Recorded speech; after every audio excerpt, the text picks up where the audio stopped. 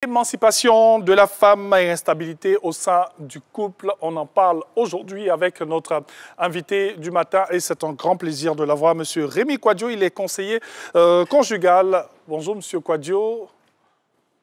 Bonjour, comment allez-vous? Bonjour. Installez-vous. Voilà. Et avec vous, on va parler de ce sujet qui nous intéresse tous.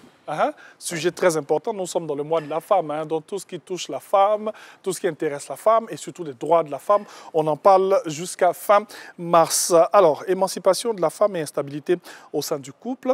Aujourd'hui, les femmes ont elles-mêmes pratiquement les mêmes droits que les hommes. Cette situation n'est toujours pas bien perçue tant par les femmes et surtout par les hommes, peut-être qu'ils n'ont pas envie d'entendre ou de comprendre. Alors, le sentiment est-il exact aussi? Oui. Comment se manifeste cette mauvaise perception, bien sûr, au sein du couple sur ce sujet? Merci. Quand on parle d'émancipation, cela relève le fait de donner plus de pouvoir aux femmes, de laisser la femme s'exprimer, donc la liberté, plus de liberté aux femmes, de permettre aux femmes de montrer leur potentiel, de se valoriser. Et ça peut devenir un piège dans le foyer, dans ce sens que plus de liberté, plus de place pour la femme peut signifier pour l'homme moins de place. Et donc se sentir acculé. Ou alors, le revers de la médaille, c'est que la femme elle-même qui commence à prendre plus de place, commence à confondre liberté et libertinage. Et ça peut devenir un piège et source de conflit dans le foyer. On va rester sur les conflits. C'est souvent source de conflits. Quels sont, par exemple, on va aller dans les détails pour les personnes qui nous suivent en ce moment pour mieux comprendre, quels sont les problèmes qu'on pourrait avoir comme ça? Quels sont ces problèmes que cela peut créer? Pratique, comme vous dites,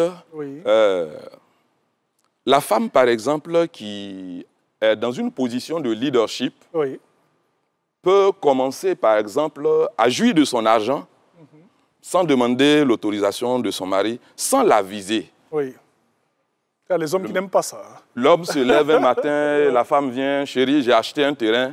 Elle attend en retour que l'homme lui dise « félicitations, merci ». Et puis à son tour, il dit « d'accord ». Déjà, pour elle qui vient dire qu'elle a acquis un terrain, elle reçoit un choc parce qu'elle attendait l'enthousiasme de son mari. Et l'homme également qui est assis et qui est surpris de ce que sa femme a entrepris jusqu'à acheter un terrain sans l'informer, est également surpris. Donc, cela devient une crise que un des spécialistes dans le domaine des couples appelle un cycle infernal. L'homme se sent négligé, la femme ne se sent pas aimée ou bien ne se sent pas compris. Et au lieu de s'aimer, au lieu de planifier, chacun est sur sa garde et commence à réagir. On attend son tour pour placer quelque chose. Comme maintenant, elle a de l'argent, elle ne me considère pas, elle fait ce qu'elle veut. D'accord, j'attends mon tour, moi aussi je vais lui faire quelque chose, elle va comprendre.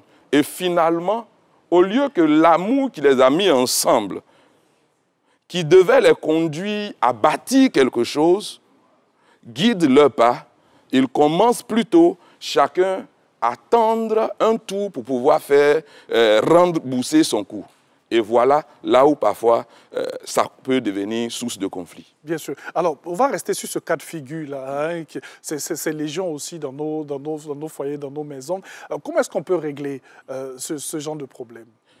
Il y a un livre très populaire que les gens connaissent, Les hommes viennent de Mars. Les hommes viennent de Mars, les femmes viennent de Vénus. Et les gens ont beaucoup lu ce livre. Alors que l'auteur a écrit un autre livre. John Gray demande, quand les femmes quittent Vénus, les hommes restent-ils à Mars? OK. Point d'interrogation. Voilà, et c'est justement le titre du livre. C'est juste une interrogation. Le problème qui se pose, c'est que le monde est en train de changer. Malheureusement, les conceptions ne changent pas. Ou alors, la femme même qui change ne prend pas conscience de la différence qui existe entre l'homme et la femme. Pour l'homme, ce qui est important, c'est le respect. Quand l'homme parle d'amour, il recherche d'abord le respect, la considération. Je veux que ma femme me mette au premier plan. Je veux que ma femme me consulte. je veux que ma femme me présente comme celui qui est incontournable. Alors que pour la femme, c'est plutôt l'amour. Et quand la femme parle d'amour, elle parle d'être chérie, elle parle de, comment on appelle, de sentiments, elle parle d'empathie, de sécurité, de tendresse, de sécurité surtout. Donc, si on n'intègre pas ces choses dans les conceptions nouvelles, pendant que nous sommes en train de parler d'émancipation, nous parlons de quelque chose de très intéressant, mais qui peut devenir un piège et nous éloigner de l'essentiel. Donc, pour vous, pour éviter les conflits, il faut véritablement intégrer cette nouvelle donne-là dans notre quotidien. Effectivement, il faut l'intégrer. Une étude montre que 41% des conflits qui naissent dans les foyers viennent du caractère de l'homme ou de la femme ou des deux.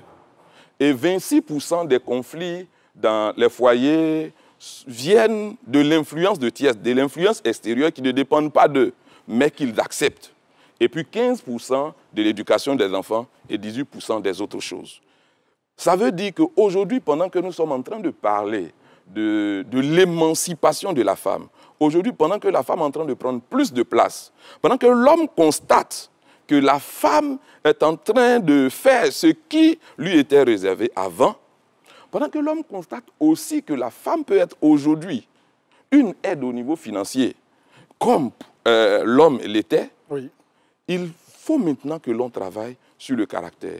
Quelqu'un, un écrivain, Émile Zola, a dit que c'est bon d'enseigner et de promouvoir l'émancipation au niveau des femmes.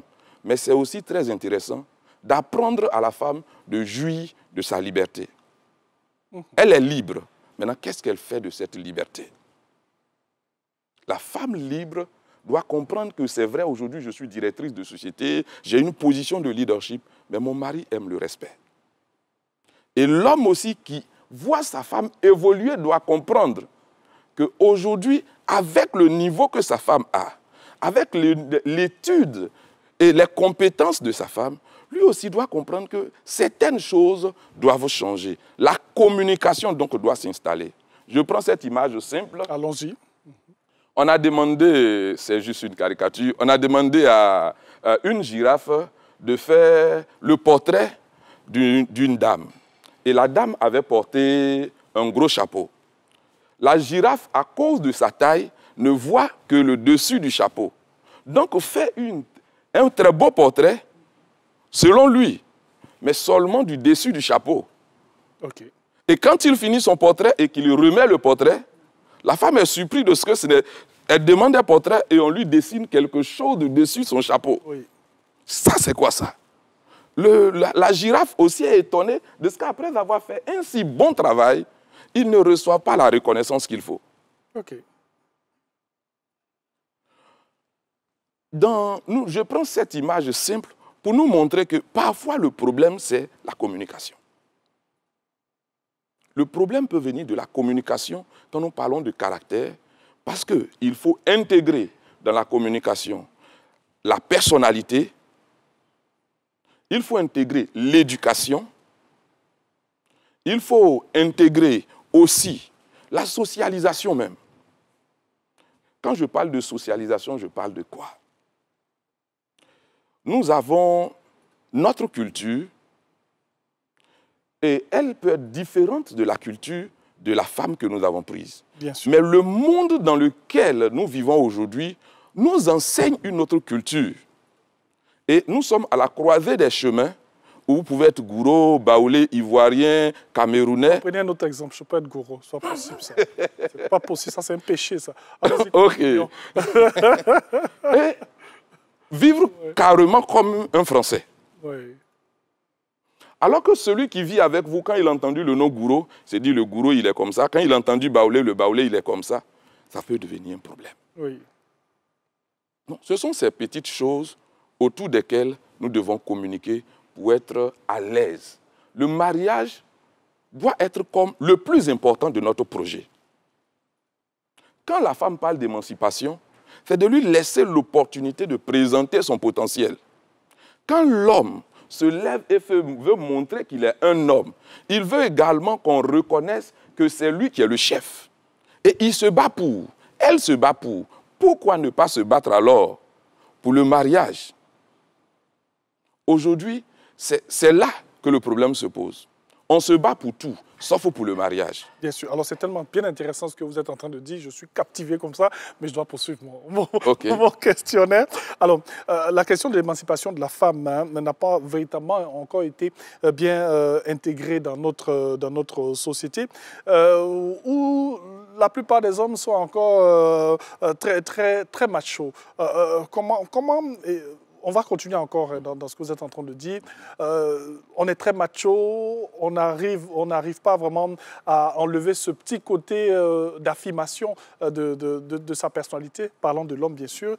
Comment faire face à cela, pour la femme bien sûr? D'accord. Je crois que la question est réglée par Dr Emerson, qui dit que dans ce contexte, il faut qu'on apprenne de part et d'autre à donner à l'autre ce qu'il veut. Ok. Voilà. Quelles que soient les époques, le sentiment de la femme, c'est de rechercher la sécurité, c'est de rechercher l'amour. Le sentiment de l'homme, c'est de rechercher le respect. Que l'homme donc comprenne que sa femme est en train de rechercher son amour. Le fait qu'elle soit épanouie n'enlève en rien, quand elle rentre à la maison, cette responsabilité de son mari de lui accorder du temps, de la chérir, de la prendre dans ses bras. Si chaque homme commence à apporter plus d'amour et si chaque femme continue à travailler davantage pour respecter sa femme et pour la soutenir, respecter son mari, c'est être derrière, c'est le pousser. Mais aussi, aimer sa femme, pour nous, qu'est-ce que c'est?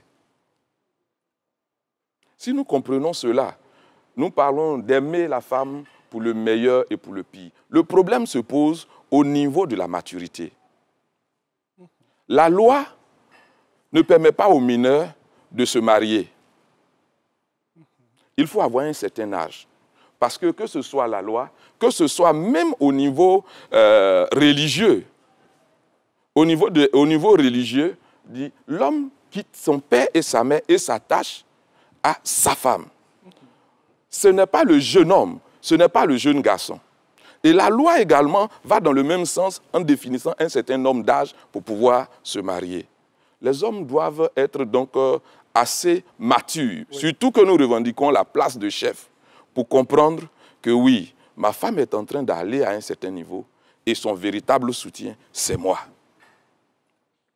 Si ma femme sent que je suis à ses côtés et que quoi qu'il arrive, parce que dans le milieu du business où la femme va s'engager, dans le milieu du leadership, il y a des loups.